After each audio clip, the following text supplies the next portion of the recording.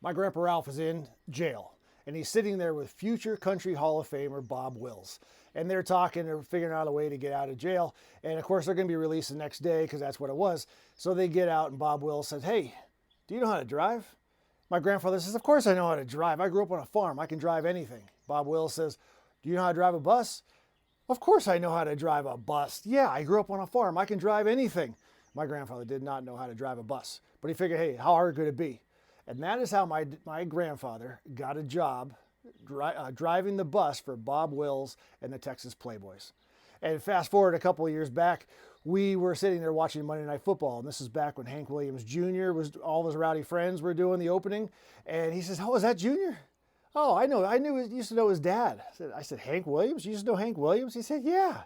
I even held Hank Williams Jr. in my arms at one time when he was a baby." And I'm thinking, are you crazy? He said, "Yeah, they're a really good family. We had a lot of fun together."